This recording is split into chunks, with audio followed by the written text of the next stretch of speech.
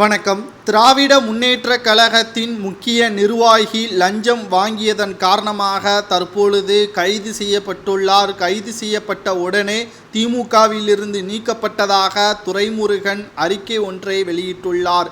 அதாவது திராவிட முன்னேற்றக் கழகத்தில் இருக்கக்கூடியவர்கள் அனைவருமே நாம் கூறலாம் ஒருமனதாக அயோக்கியர்கள் என்று கூறுவதற்கு கூட இவர்கள் தகுதி இல்லாதவர்கள். பணம் மோகம் அதிக அளவில் இவர்களுக்கு மட்டும்தான் இருக்கிறது.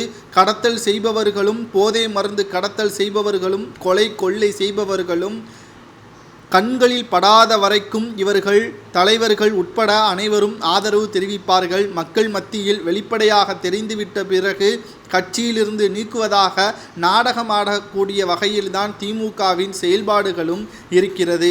அதாவது தற்பொழுது திமுகவில் இருந்து சென்னை மாநகராட்சி கவுன்சிலர் அதிரடியாக நீக்கப்பட்ட சம்பவம் தற்பொழுது அரசியல் வட்டாரத்தில் பரபரப்பை ஏற்படுத்தியிருக்கிறது.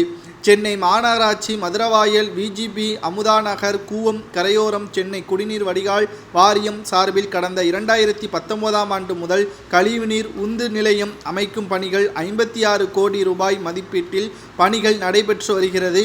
இந்த பணிகளை தனியார் நிறுவன ஒப்பந்ததாரர் நாகராஜன் என்பவர் எடுத்து செய்து வருகிறார். இந்த நிலையில்தான் கடந்த 20 நாட்களாக சென்னை மாநகராட்சியில் 144வது வார்டு திமுக கவுன்சிலர் ஸ்டாலின் தனது ஆதரவாளர்களுடன் சென்று குடிநீர் மற்றும் கழிவுநீர் தொடர்பான எந்த பணிகளையும் மேற்கொள்ளக்கூடாது என மிரட்டியுள்ளார். ஸ்டாலின் என்று பெயர் வைப்பவர்கள் அனைவருமே மிரட்டல் செய்யக்கூடியவர்களாகத்தான் இருக்கிறார்கள் என்பது இதன் மூலமாகவே தெரிய வருகிறது. அதுவும் திமுகவில் வேற இருக்கிறார் அல்லவா.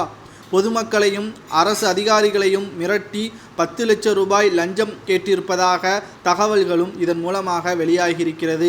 இது குறித்து சென்னை குடிநீர் வாரிய செயற்பொறியாளர் மற்றும் தனியார் நிறுவன ஒப்பந்ததாரர் இருவரும் கோயம்பேடு காவல் நிலையத்தில் புகார் ஒன்றை அளித்துள்ளனர். இந்த புகாரை அடுத்து போலீசார் விசாரணை நடத்தி வருகிறார்கள். இதில் திமுக கவுன்சிலர் ஸ்டாலின் மீது அரசு அதிகாரிகளை பணி செய்ய விடாமல் தடுத்ததன் காரணமாகவும், லஞ்சம் கேட்டி மிரட்டுவதன் காரணமாகவும் இரு பிரிவுகளின் கீழ் வழக்கு பதிவு செய்யப்பட்டுள்ளது.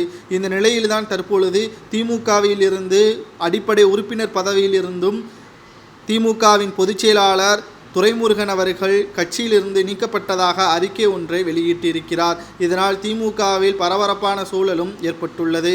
இது காவல்துறை அலுவலகத்திற்கு செல்லும் வரைக்கும் அனைவருக்கும் நன்றாகவே தெரியும். பொதுமக்களுக்கு கண்களில் பட்டால்தான் இவர்கள் நடவடிக்கை எடுப்பார்கள். அதற்கு பிறகு 3 மாதம் 4 மாதம் சென்ற பிறகு மீண்டும் இவர்கள் கட்சியில் இணைத்து கொள்வார்கள். இதுதான் திமுகவின் வாடிக்கையாக அமைந்திருக்கிறது.